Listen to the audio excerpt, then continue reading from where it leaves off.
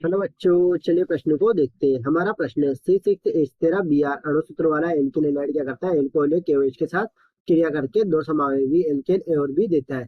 मिश्रण का ओजोनी करने पर हमें क्या प्राप्त होता है? निम्न यौगिक प्राप्त होते हैं। पहला यौगिक है CH3COCH3, दूसरा यौगिक है CH3CHO2 CH3CH2 CHO तथा CH3 2CO। हमारा एल्केन हैलाइड है। पहला विकल्प है 2 ब्रोमो हेक्सेन, दूसरा विकल्प है 3 ब्रोमो 2 मेथिल पेंटेन, तीसरा विकल्प है 2,2 डाइमेथिल 1 ब्रोमो पेंटेन, चौथा विकल्प है 2 ब्रोमो 2 3 डाइमेथिल ब्यूटेन। तो हम क्या देखते हैं? हमारे प्रश्न की मुख्य अवधारणा देखते हैं। तो हमारे प्रश्न की मुख्य अवधारणा, तो हम क्या करते हैं? हमारे प्रश्न की मुख्य अवधारणा देखते हैं कि हमारे प्रश्न की मुख्य अवधारणा क्या है। हमें क्या करना है? एल्किल हैलाइड बताना है जो एल्कोहल या KOH के साथ क्रिया करके क्या दे रहा है? निम्न यौगिक दे रहा है ओजोनीकरण के पश्चात। तो हम पहला एल्किल हैलाइड देखते हैं, 2 ब्रोमो हेक्सेन। पहला एल्किल हैलाइड देखते हैं। तो 2 ब्रोमो हेक्सेन का सूत्र क्या होगा? CH3 CH2 CH2 CH2 CH और CH3।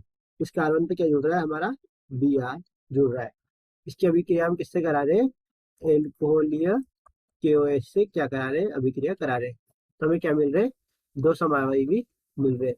हमारा पहला समावयवी को हम ए मान लेते हैं। तो पहला समावयवी मिल रहा है हमें CH3 CH2 CH2 CH द्विबंध CH CH3। हमारा दूसरा समावयवी को हम क्या मान लेते हैं? बी मान लेते हैं। तो हमें दूसरा समावयवी क्या मिल रहा है? CH3 CH2 CH2 CH2 CH द्विबंध CH2। अब हमें क्या करना है? इन दोनों समावयवों का क्या करना है? हमें ओजोनीकरण करना है। तो ओजोनीकरण में क्या होता है? द्विबंध टूट जाता है और दोनों तरफ एक एक हाइड्रोजन बढ़ जाते हैं। दूसरे में क्या होगा? यहाँ से द्विबंध टूटेगा और एक एक हाइड्रोजन बढ़ जाएगी। तो हमें क्या यौगिक मिलेंगे? पहले वाले से CH3 CH2 CH2 और CHO प्लस, दूसरा यौगिक है CH3 CHO plus SCHO, CH3 CH2 CH2 CH2 और CHO। ये यौगिक हमें मिल रहे हैं। तो ये वाले तो हमारे यौगिक ही नहीं है, तो हमारा पहला विकल्प गलत है। अब हम दूसरा विकल्प देखते हैं, 3 ब्रोमो 2 मेथिल पेंटेन। तो इसका सूत्र क्या होगा? 3 ब्रोमो 2 मेथिल पेंटेन का CH3 CH2 CH2 CH CH 2 methyl. तो यहाँ पे क्या जुड़ जाएगा? दूसरे कार्बन में मेथिल। और तीसरे पे क्या जुड़ जाएगा? Br। अब इसकी अभिक्रिया हम किससे करा रहे हैं? एल्कोहलीय KOH से। किससे करा रहे हैं? एल्कोहलीय KOH से। तो हमें क्या मिलेगी? यहाँ पर भी दो समावयवी भी मिलेंगे। तो हम पहले को क्या मान लेते हैं? A और दूसरे को क्या मान लेते हैं? B मान लेते हैं। तो हमें पहला समावयवी में क्या मिलता है? CH3 CH द्विबंध CH CH CH3 और इस CH पे क्या जुड़ रहा है? हमारा CH3 जुड़ रहा है। और दूसरा समावयवी क्या है? CH3 CH2 CH द्विबंध C CH3 और इस कार्बन से क्या जुड़ रहा है? CH3। अब हम क्या करते हैं? इन दोनों का क्या करते हैं? ओजोनीकरण कर देते हैं। तो ओजोनीकरण में क्या होगा? द्विबंध टूट जाएगा और दोनों तरफ क्या होगा? एक एक ऑक्सीजन जुड़ जाएगा।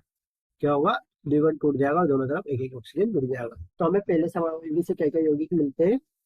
CH3 CHO और क्या मिलता है? CH3 CHO और इस CH पे क्या है?